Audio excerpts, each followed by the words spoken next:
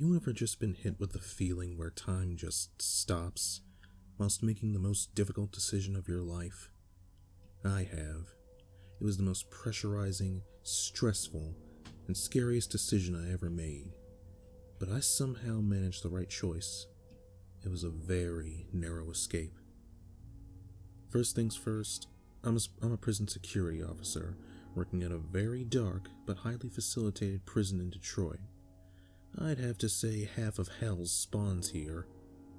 Half of hell's spawn dwells here. The worst criminals you could ever imagine, all just decided to converge into one place. That place just so happened to be here. Let me tell you, this place is the most fucked up grime hole you could ever imagine. Think of a place with barely any rules, inhabited by unruly citizens. This is it. It turns you into a person you never thought you'd be. Your mind becomes easily desensitized and corrupt over the course of a month or so. The least cringeworthy crime somebody committed here was probably aggravated assault, on multiple accounts. Oftentimes, me and the other guards would try to find somebody who had the lightest charges or a charge on them when we got bored, if there were no child molesters to beat the shit out of for fun. Prison fights are a daily basis. Riots used to be monthly rituals.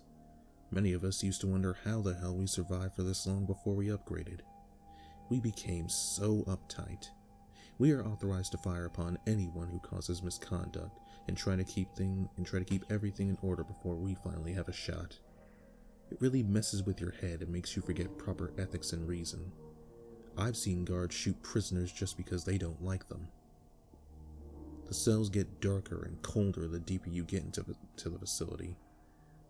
Some of them make you wonder if they're even supposed to be a whole cell. We sometimes traveled up there since the prison fills up pretty quickly while the older ones take leave. The deepest hall had an ambience of dreadful darkness. The occasional rat squeal could be heard. The stereotypical moisture-dropping sounds are present. You could sometimes hear prisoners screaming and pitching a fit while just losing their sanity. Just the feeling of the hall gave you the creeps. It was cold and able to send chills down your body no matter how many times you've been down there. There was, however, one strange room that we noticed at the end of one of the halls. It was found in the depths of the cell block. It seemed to have an old steel bar for a handle. It had 4 strange-looking locks. There was a very faded square of what used to be a sign. I never knew what it once said. Neither did the other guards. The only letters I could make out were OOR at the very bottom right corner. Nobody that we knew had ever been in those doors, except the very few highest-ranking officials. Some of us had questioned the door. They were all told the same thing. That's classified.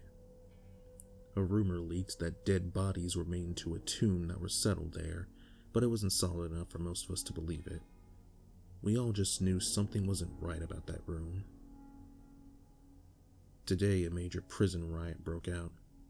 Who knows what started it? It all seemed so planned out, so cleverly timed. 3 guards were killed instantly by a giant mob of orange suits attacking everyone else in sight. Some had small, almost useless weapons, which escalated into bigger and much more dangerous weapons. The guards' batons were taken and used to bash open doors and their heads. A few of them somehow managed some firearms and were using them against us. The guards in the more populated rooms had no chance. There were many groups wandering around, either trying to let out other prisoners or find the emergency gun cache. It was hidden very well in the facility, but it wouldn't go undiscovered for long. It could eventually be found, especially with the determination of these prisoners. I ran into one of the top secret rooms, which was open but deserted. I reached into an open drawer under a desk in the corner of the room. There was a key. It wasn't like any key I've ever seen. It was shaped like a skeleton key, except the studs were shaped in strange thunderbolt-like patterns.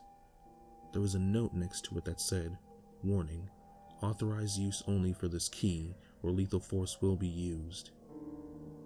I somehow instantly knew what it was for, so I ran toward the depths of the jail while dodging incoming prisoner blows. I managed to throw a deadly nose break into one of them and slammed another. I don't remember how I got there. I must have blacked out from the fights. As I stood at the end of the long whole cell hall, I felt a strange, suspenseful dread course through my body. The closer I neared the door titled OOR, the more I felt nervous. I quivered, probably from the coldness of the cell and the slight fear that was bothering me. The dripping of moisture must have been the loudest sound I had ever heard at the time. I felt lightheaded, wondering what I was about to experience. However, I did not have much time. Whether I was going to hide in the room or bunker in for safety, I needed to get in. So I placed the key into the locks. It required effort to awkwardly twist the key. Each one had a loud breaking sound when they unlocked. I paused. I felt very uncomfortable. I knew it had to be done. I grabbed the metal handle and pulled. It didn't bulge.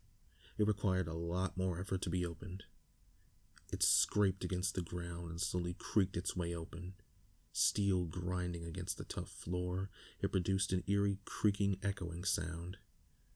I went inside and closed the door until there was only a crack. It was dark. Pitch dark, even. Although I could barely see from the crack in the door, all I saw was black. The room seemed to be spacey enough to spread out your arms without touching the walls. I felt for a switch, lever, something, anything to produce even just a little light. I felt a string that seemed attached to something above me. I pulled in on it. An old-fashioned metal hanging light shone from above. There, in front of me, was a steel cylinder. It was not only locked with a safe wheel and 4 other strange-looking locks, but it was bolted shut, like it was never meant to be opened. Then, the answer to all my curiosity to what was in this room came upon me, when I saw a metal peephole. It was locked closed. It was placed about 3 feet above my head. I'm 6'1". The cylinder towered over me. My height only reached half of that damn thing. I found a key laying out on a steel drawer nearby that I didn't notice due to the dark display I had been fantasizing about for the longest time. I placed the key into the peephole lock to see if it would work. To my surprise, it fit perfectly. I took off the lock and took a deep breath. This is it. No turning back. I slowly slid the peephole open. I felt like I couldn't move any part of my body beside my hand. Immediately, I saw 2 dim, scarred eyelids inside. Both eyes were not only scarred, but had a clear, previously cut gash down the middle. I froze for a second, but then after a bit, I said, "Hello?" The eyes opened swiftly without warning. Those eyes were unlike anything I have ever seen. One was discolored and white, as if it were a blind eye. The other was red. Blood red. He responded with a very deep voice that came from his belly. Yes, said a very deep, booming, raspy voice, full of despair and hate. The air filled with the sound of his speech. Hello? I stuttered. I was too scared to even move. Not only the eyes were scaring me to look at, but the feeling of dread. Not only were the eyes scarring to look at, but the feeling of dread was upon me. You've woken me for what reason? He sounded quite angry. I honestly don't know. The prisoners, they all just revolted. They overpowered us, and this was the only place I could go. The inevitable deaths have come upon you. You only have one choice. The power and creepy feeling of his voice was enough to make you tremble in fear. No amount of steel could protect you from this type of fear. Who are you? 959 was all he said. Why do they keep you locked up in this chamber, if I must ask? Behind you. At this point, I was shocked and scared shitless. I was certain there was actually someone behind me ready to kill me with their bare hands. I turned and there was a metal cabinet nearby. I walked over, noticing that my feet were shaking, and opened it. Inside were many files. "Open," said prisoner 959. The bellow of his voice startled me. I instantly opened one file named Crime Scene Photos. I was disgusted and grew sick to my stomach. One of the pages read, 12 victims in squatter home cellar. Next to it was a picture of bodies impaled through the mouth and out the coccyx. They were upside down, stripped, bloodied, and bearing almost no layers of skin. Their mouths were stretched wide open and their jaws unhinged so that the poles which impaled them could fit. Some of them have absolutely no teeth but bloody gums squeezing on the poles. Their eyes were rolled back into their heads, and some of them were directly facing the camera. The bloodshot whites of their eyes displayed the pain and agony they must have gone through. Behind them was a message written in blood on the cellar concrete wall reading, "Penance." I had never seen such a revolting picture in my life. "You did all this?" I trembled. "They deserved it," quietly replied the prisoner. I looked deeper, and it showed a picture of himself in the prison. There was so much gore in the cells. I remember overhearing about this incident from prisoners, but didn't know if it was actually true.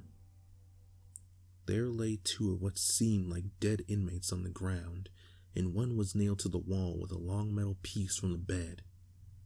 They were so terribly mangled they could not have been recognized as human. Oh my God. This actually happened? It's true? "Yes," quietly said the voice. I looked at the other files, attempting to look for information on this sick fuck. I read that his real name was unknown, but his famous alias seemed to be Karn.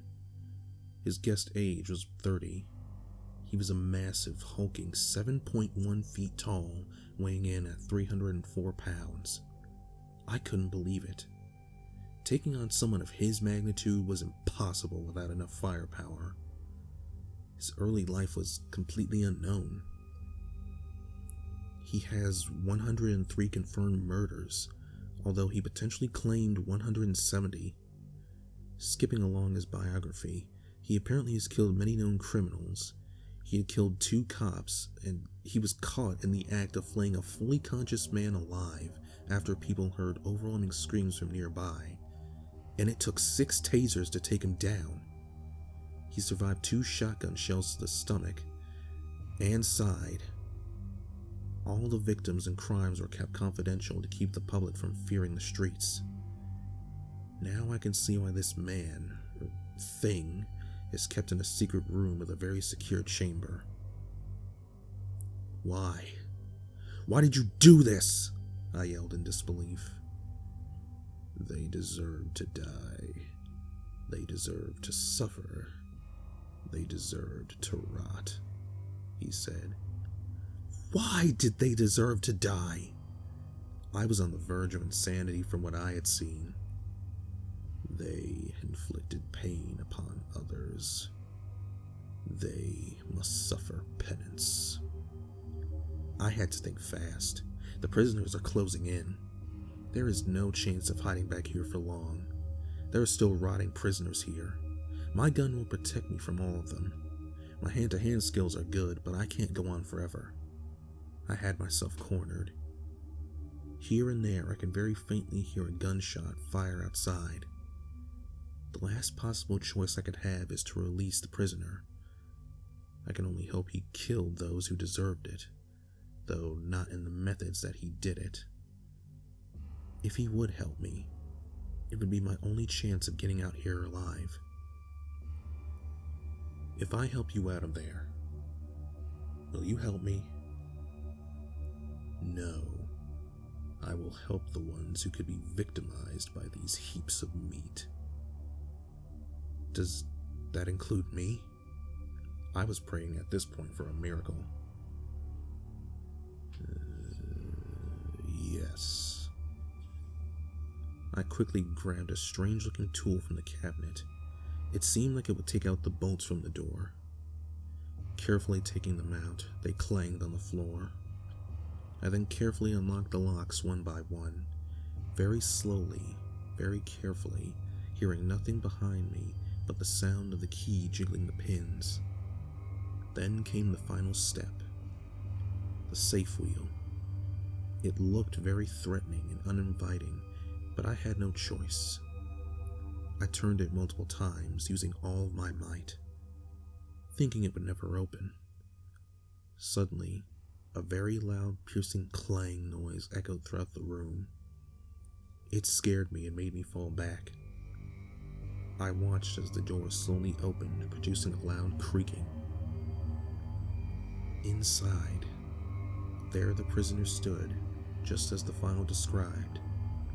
He was a giant, wearing ragged old orange clothes, greased up to the point where it was almost gray. He was a mess. His face was terribly scarred. Not a single patch of skin on his face was smooth. His malicious eyes stared back at me, one of them white, one of them red. They stared at me from behind a mask which covered his nose and mouth. It had straps that wrapped around the back of his head. It seemed to have parts that went into his mouth.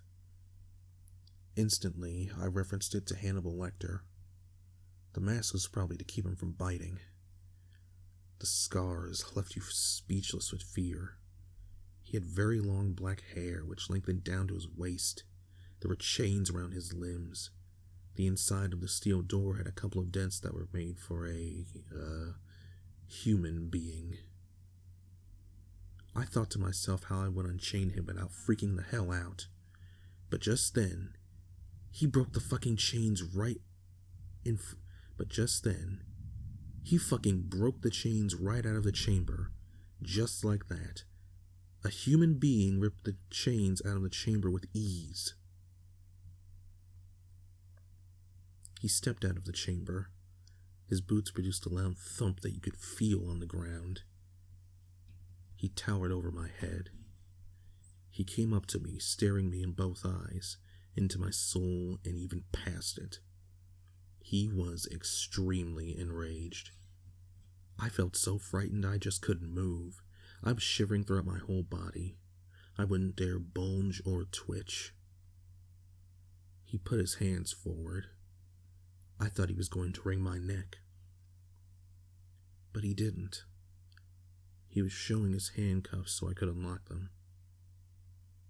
I did so, then slowly sidestepped out of the way. He just kept staring at me, staring as if he wanted nothing more than to gouge my eyes out. But he slowly turned and went on his way. He opened the door with almost no effort and thumped down the cell block hallway. I watched him as he made his way down. All of a sudden, 2 prisoners arrived down the corner and darted down the block. That proved to be the biggest and last mistake of their lives. Immediately, they saw Karn and just froze, but worse than I ever did. They must have known about the incident in the cell. They were too shocked to bulge, their eyes widened. Unexpectedly, the giant drew back his hand and backhanded his fist onto the side of the first prisoner's head. His head smacked off the door of one of the whole cells and drew blood all over his face. 959 grabbed the second prisoner's face and smashed the back of his head against the other side where the wall was. Instantly, brain matter, blood, and skull pieces blotched everywhere, making a gory mess on the wall and floor. I was speechless. I couldn't say or do anything from this point. 959 just killed 2 men with little effort.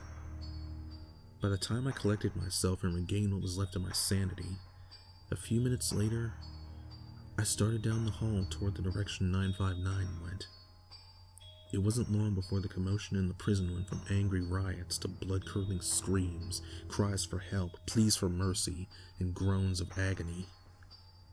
I saw the remains of the prisoners scattered all along. As the halls and rooms grew smaller, all I could see were bloodied fragments covering orange clothing. Some were impaled on bars in the same fashion as before, which were made out of what seemed to be ripped-off cell door. Gunshots fired, but it seemed to do nothing about the screams. I ran toward the path of dismembered limbs and corpses. Not a single life was spared. No coroner, no warning, no mercy.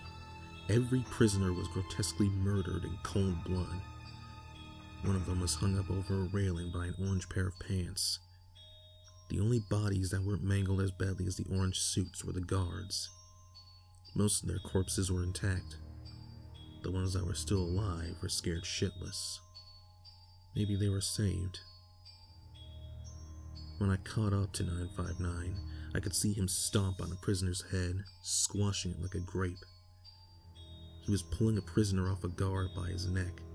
He picked him up, slammed him against the wall, and squeezed until his neck made a loud cracking sound. He was killed instantly. Another inmate attempted to rush at 959 with the butt of a shotgun. He rammed it into his back, but it barely even budged him, and in response, 959 turned around and grabbed the gun. The inmate tried to punch him in the face, but he blocked it with his right hand, grabbing it and struck the elbow with his left, dislocating it. The inmate screamed in pain. 959 then proceeded to bludgeon him into a shattered, boneless pulp with a shotgun until it broke apart. He then shoved the barrel into the inmate's abdomen. A hiding prisoner attempted to grab me from behind. I turned, elbowing him in the head twice, and bent over to grab his right leg. I rolled forward and pulled back as hard as I could, dislocating his limb. There was no chance of him getting up. However, Cardin didn't think the same thing. He grabbed the prisoner's intact left leg, straightened it, and crunched it into his body. The prisoner screamed in pain and agony from the shock, while 959 walked on like it never happened.